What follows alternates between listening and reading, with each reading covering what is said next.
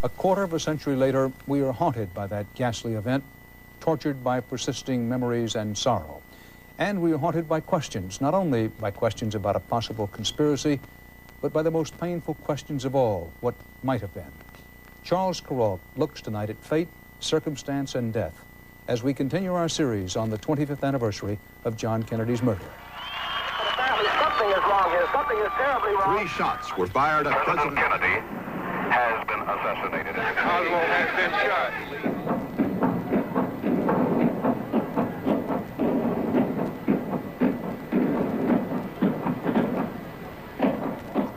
All these years after that day in Dallas, some people who were there still think to themselves, if only. What if? What if John Kennedy hadn't gone to Texas at all? His secretary, Evelyn Lincoln, had a bad feeling something might happen in Dallas. She told the president not to go.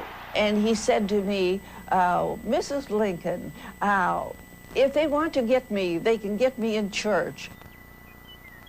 What if? A few weeks before the assassination, Lee Harvey Oswald sat down at the home of Ruth Paine, where his wife, Marina, was living, and watched this movie on television. About 200 yards. It's called Suddenly.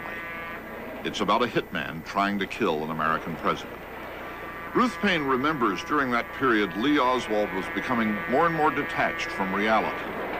He was very isolated and very lost in his own fantasies, his own ideas, his own world. Only Marina Oswald knew her husband had already fired a shot at someone, a man prominent in right-wing politics. What if Ruth Paine had known that and warned police? What if? Wonder what could have been different, what would have been different if she had shared with me that he had in fact attempted to kill someone. I would certainly have done something. When we had started out that morning, it was raining and drizzling and cold, not very nice. Elizabeth Forsling Harris was a Democratic Party organizer for the Kennedy visit. And when the skies cleared later that morning in Dallas, she urged the Secret Service to take the famous bubble top off the presidential car so the crowds could see Kennedy. It was years before I found out that the bubble top would not deflect a bullet, much less stop one. But I used to wake up in the middle of the night still thinking, if only I had done something else, or if I had not done what I did do. For a moment, even the car, everything was just frozen in time. It looked like a still picture. Gene Hill thinks, too, about the cruelties of chance and coincidence. As John Kennedy's motorcade drove through the sunshine of Dealey Plaza that day, Gene Hill and a friend happened to be standing right beside the car when the fatal shot struck. Gene Hill is in the red coat. The blur of that red coat might very well have been the last thing John F. Kennedy ever saw. His head was just blown away in front of my eyes. I'd never seen anyone killed before. I haven't since. But I knew immediately that the president was dead. There was the terrible ride to Parkland Hospital. And for those in the presidential motorcade, the what-ifs, the guilt, were just beginning. We ran side by side, Jackie holding on to the stretcher on one side, I'm running on the other. The president's friend, Dave Powers, now director of the Kennedy Library in Boston, remembers talking to a grief-stricken Bill Greer, the Secret Service agent who drove Kennedy's car. What if they'd sped out of Dealey Plaza after the first shots, but before the fatal one? I thought of it always, and so did he. You know, Bill, all those agents were very close to us, and that they felt so bad. If the driver of the president's car had stepped on the gas after the first 2 shots... Yes. What? That president would be alive today, and he'd be 71 years old. And he'd be the director here, and, and I'd be the assistant. They are countless, the what-ifs from those awful days in Dallas. I could see Ruby out of the corner of my eyes when he stepped out of this mass of people. Dallas policeman Jim Lavelle was the man in the Stetson and the light suit that Sunday morning.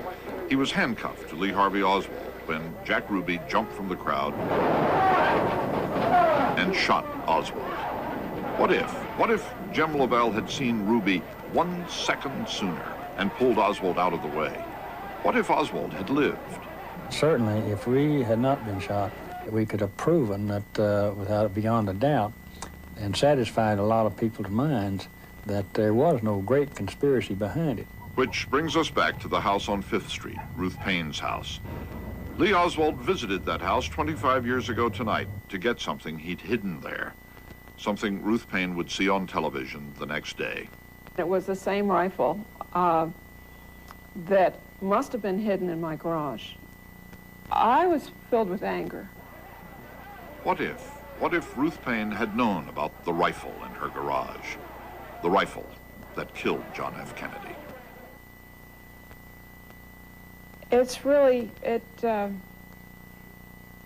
drives you crazy thinking about what could have been different. I really haven't tried to dwell on that. Because the grief is enough without thinking that there's something you could have done. Tomorrow night, Americans remember where they were 25 years ago when our president was killed. For now, that's the CBS Evening News. Dan Rather. See you tomorrow. Good night. District Attorney Henry Wade, who convicted Ruby of murder and who would have tried Oswald, there are only a few loopholes in the Warren Commission report. Perhaps the biggest, the single or magic bullet theory. Some would say that to believe the Warren Commission report, you have to believe this magic bullet theory. The fact that the bullet may have gone through Kennedy and then through Connally, then struck him in his arm and then struck him through the thigh. Do you think that magic bullet theory is a correct one? I doubt whether that's correct, but I have no way of proving otherwise. Right.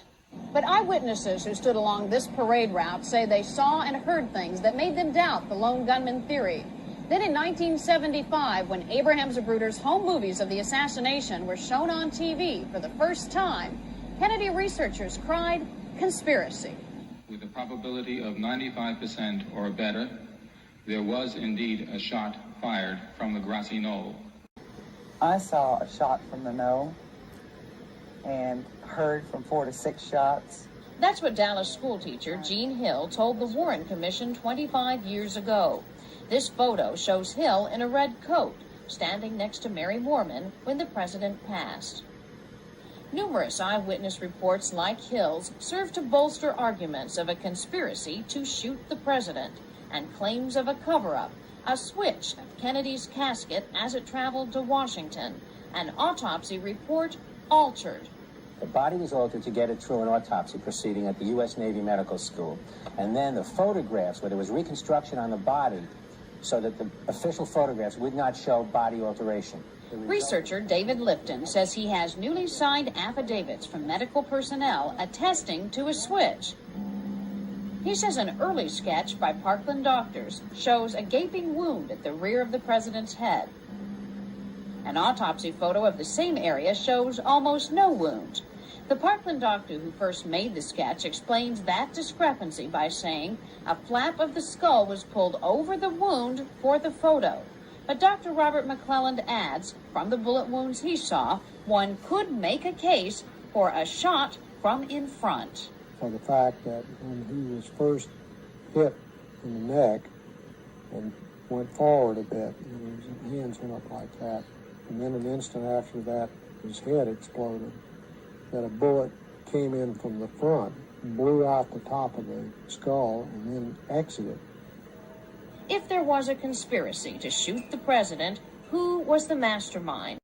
And it was just a few moments. I don't know whether it was seconds or a minute or two, and I heard this loud noise, but I turned toward the noise, and I saw his hands fly up to his neck, and then he just kind of sunk down about an inch or two. Said not a word, made not a sound. Not known for sure, but it is believed that President Kennedy has been shot. John, who was sitting in front of him, knew it was a gunshot. So he turned to his right, and he couldn't see the president right behind him. He said, no, no, no. And he turned to his left, and he still couldn't see him. So, and this takes seconds. Wish. He's turning back, and the second shot went through John Connell, and he said, "My God, they're going to kill us all," and then just fell forward with blood just gushing out of him. And that's when I pulled him over to me.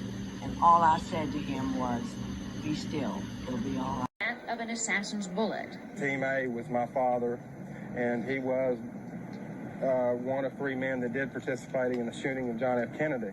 But this day, Ricky White of Midland comes to Dealey Plaza to explain how it was his late father, Roscoe White, a Dallas officer, who fired the fatal shots.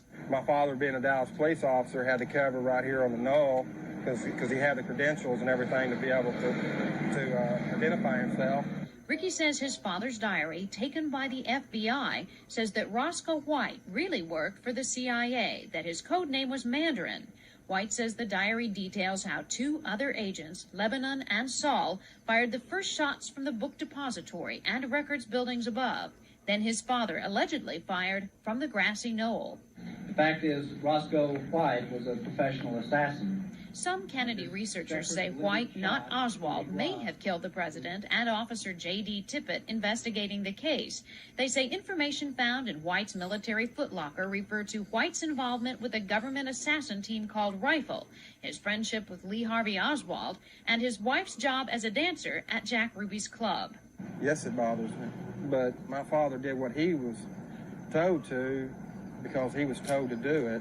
Ricky White says he is now negotiating with the publisher to print his father's story. Some researchers say there is more reason than ever to reopen the Kennedy case. Shelley Koffler, Texas News 5. President Kennedy's body was secretly altered between Dallas and Bethesda between the time the shooting occurred on the afternoon of November 22nd and the time the autopsy was conducted at Bethesda Naval Hospital on the night of November 22. That alteration of the body, according to David Lifton, was to remove bullets and change the appearance of the president's wounds, to conceal the fact that Kennedy was shot from the front and to make it appear that he had been shot from the back. Lifton's theory is detailed in his book, Best Evidence, based largely on official government documents, beginning with the report on JFK's autopsy filed by 2 FBI agents. These 2 FBI agents wrote that when President Kennedy's body was removed from the casket in which it had been transported, it was, quote, apparent that there had been surgery of the head area, namely in the top of the skull. That accounts for how a bullet got out of the body. Someone changed that wound and probably extracted metal. A bruise was found in the lung at the Bethesda end of the line. A similar pattern takes place in the case of the head wounds. A wound that was the size of an egg at the right rear became enormous. Lifton's 15 years of research leads him to several startling conclusions. Shocking statements about empty coffins, decoy ambulances, and conspiracy involving some members of the U.S. Secret Service. Aware that the initial reaction would be disbelief, Lifton travels with a videotape of his interviews with key witnesses, such as the men who handled the president's body in Dallas and in Washington. I helped put President Kennedy's body in a bronze ceremonial casket on November 22nd, 1963, at Parkland Memorial Hospital. That evening at approximately 8 o'clock, the body arrived in a gray metal casket. Lifton claims there were several such changes between Dallas and Washington. Although his case is not signed, sealed, and airtight, his evidence is compelling, and his conclusions fantastic. Fantastic is the proper word, but that doesn't mean it's not true. Doug Adams, Channel 5 Action News, Dallas.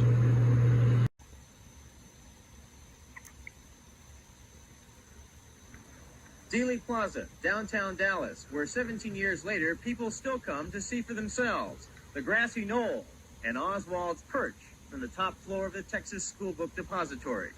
They come to relive November 22nd, 1963. But it's here, downtown Midlothian, Texas, some 30 miles away from the assassination site. This is where the question, who shot President Kennedy, has obsessed one man for the last 17 years. The president is on Main Street. The old Dallas County Courthouse is in the background. 66-year-old Penn Jones is one of the leading Kennedy assassination buffs in America. There are 4 books in his name and a monthly newsletter he started in 1975. It has an international circulation and 250 subscribers. He even has his own copy of the famous Zapruder film, a key aid in his theories. Jones says Oswald wasn't alone and believes there were 9 gunmen and that Lyndon Johnson was involved. He's convinced the Warren Commission lied. and he's determined to prove it.